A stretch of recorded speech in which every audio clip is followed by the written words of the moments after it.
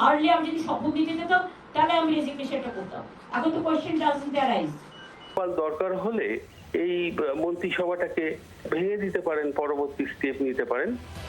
2026 সালের পশ্চিমবঙ্গ বিধানসভার নির্বাচনের ফলাফলের পর এখন চারিদিকে একটাই আলোচনা, গেরুয়া আর সবুজ।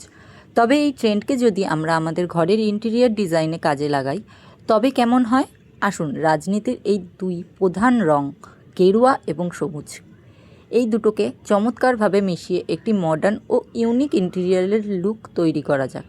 আজকে আমরা কোনো পলিটিক্যাল কথা বলবো না, বরং দেখাবো কিভাবে বিজেপি সাফরন বা গেরুয়া এবং টিএমসি গ্রিন বা সবুজকে একটি মডার্ন লিভিং রুমে অসাধারণভাবে ফুটিয়ে তোলা যায়। রাজনীতি একটা আলাদা জায়গা এবং আমাদের ঘর সাজানো আমাদের নিজেদের জায়গা। আপনাদের এই কম্বিনেশনটা কেমন লাগলো কমেন্টে জানাতে ভুলবেন না, আর শেয়ার করুন আপনাদের বন্ধুদের সাথে। যদি আমার আইডিয়াটা আপনাদের ভালো লাগে তাহলে অবশ্যই জানাবেন। স্যাফরন দেয়ালের পাশে আলো ব্যবহার করুন এবং সবুজ অংশের প্রাকৃতিক আলো বা সাধারণ সাদা আলো রাখুন। স্যাফরন অ্যাকসেন্ট ওয়ালে কাঠের প্যানেলিং বা সবুজ অংশের জন্য ভেলভেট বা সুতির কাপড়ের কুশন ব্যবহার করুন। ঘরটিতে একটি প্রিমিয়াম লুক আনুন।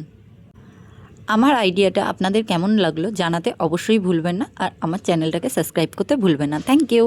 যদি ভিডিওটা ভালো লাগে লাইক করবেন এবং শেয়ার করবেন, আর একটা কমেন্ট করে জানাবেন ভিডিওটা কেমন লাগলো। Thanks for watching.